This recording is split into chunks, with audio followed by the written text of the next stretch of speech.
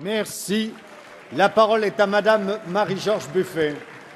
Madame la secrétaire d'État à l'enseignement supérieur et à la recherche, notre pays sera-t-il en mesure de relever les défis scientifiques et culturels du XXIe siècle? C'est cette question qui est au cœur des alertes lancées par les chercheurs et les universitaires. La recherche française a prouvé sa qualité grâce à l'indépendance intellectuelle des scientifiques et à la confiance que la nation leur a accordée. Pourtant, l'emploi scientifique connaît une situation dramatique. Moins 15% de doctorants entre 2000 et 2011. Moins 806 emplois en 12 ans au CNRS. Une masse salariale des universités inchangée depuis 4 ans et une pénurie budgétaire qui les pousse à utiliser à d'autres fins les crédits ouverts.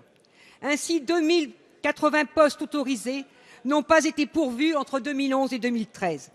La situation n'est pas meilleure dans la recherche privée, où le crédit impôt recherche, 6 milliards d'euros, n'a pas fait preuve de son efficacité, comme le soulignent les rapports de la Cour des comptes ou de l'OCDE.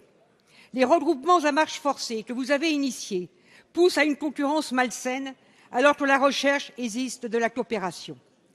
Pour le président du conseil scientifique du CNRS, cette situation est un drame démocratique et scientifique.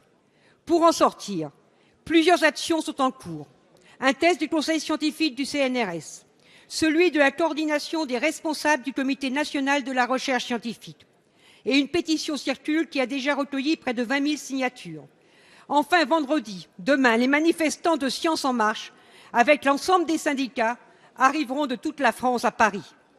Madame la ministre, allez-vous entendre ces graves préoccupations, décider d'un moratoire sur les regroupements, revoir le dispositif du crédit impôt recherche pour en affecter une grande part aux laboratoires publics de recherche et décider enfin un plan ambitieux pour l'emploi scientifique?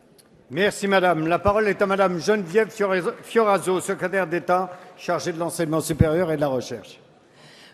Merci Monsieur le Président. Madame la Ministre, Marie-Georges Buffet, comme vous, le gouvernement est sensible à l'emploi scientifique, en particulier à l'insertion des jeunes chercheurs. Concernant l'emploi scientifique, je voudrais rappeler simplement les chiffres. Dans les grands organismes de recherche, l'emploi a augmenté de 1437 personnels de recherche entre 2009 et 2013, donc en 4 ans.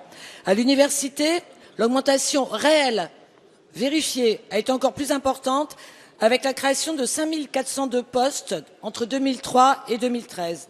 Dans le secteur privé, la progression est encore plus importante, avec 5000 emplois de plus par an, liés notamment à la bonne utilisation du crédit impôt recherche. Les comparaisons internationales montrent d'ailleurs toute l'importance de cet effort, puisque la France se situe pour la part publique de la recherche et pour le nombre de chercheurs dans la population, proportion dans la population, devant le Royaume-Uni et devant l'Allemagne. Alors oui, il y a un problème, vous avez raison. Le problème qui se pose aujourd'hui, c'est celui du recrutement des jeunes. Le budget de la recherche a été sanctuarisé par ce gouvernement, ce qui constitue une priorité dans une période de réduction des déficits publics. Mais il y a moins de départs à la retraite, car le départ à la retraite de la génération des baby-boomers est derrière nous. Il faut donc compenser ce manque de départ à la retraite qui, à budget constant, réduit mécaniquement les possibilités d'embauche. J'ai donc demandé aux organismes de recherche qu'ils prennent toutes leurs responsabilités et qu'ils donnent la priorité à l'embauche des jeunes docteurs, à leur insertion, à l'insertion des post-docs, plutôt qu'aux fins de carrière.